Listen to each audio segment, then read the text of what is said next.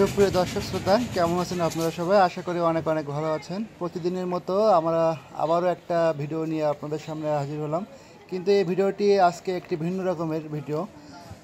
পারিবারিক পুষ্টি চাহিদা পূরণের জন্য এবং খাদ্য নিরাপত্তা নিশ্চিত করা, পরিবেশকে রক্ষা করা, পুষ্টির সচেতনতার লক্ষ্যে আমরা এই ভিডিওটি করছি আজকে।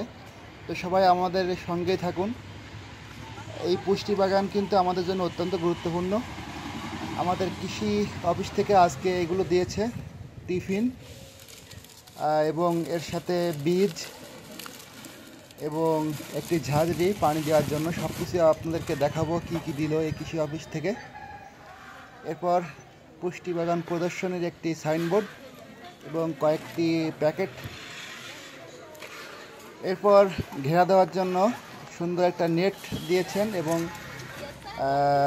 অনেকগুলো সার, 2 বস্তা সার দিয়েছে, একটি জৈব একটি রাসায়নিক সার, এবং আম গাছ, একটা কদবেল গাছ এবং অন্যান্য ফলের চারা দিয়েছে।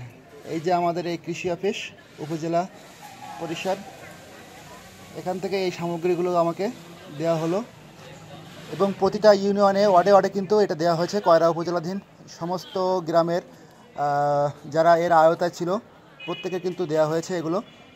তো সবাই এগুলো পেয়ে অত্যন্ত খুশি। আমরা লবণাক্ত অঞ্চলের মানুষ, সেই হিসাবে আমাদের এই উপকারগুলো দেওয়া হলো। এবং কৃষি অফিস থেকে জেলা পর্যায়ের কৃষি অফিসার আসছেন, উনি আমাদের সামনে বক্তব্য রাখছেন এবং এর গুণাগুণ প্রয়োজনীয়তা আমাদের সামনে তুলে ধরলেন।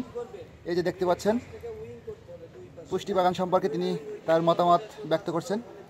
তো সবাই ভালো থাকবেন। বাড়ির আঙিনায় প্রত্যেকেই এই পুষ্টির চাহিদা পূরণের জন্য শাকসবজির পাশাপাশি ফলের চারা রোপণ করুন। তো সবাই সুস্থ থাকুন, ভালো থাকুন। আর আমাদের ভিডিওটি ভালো লাগলে অবশ্যই একটি লাইক, কমেন্ট, সাবস্ক্রাইব করুন। ভালো থাকুন সবাই।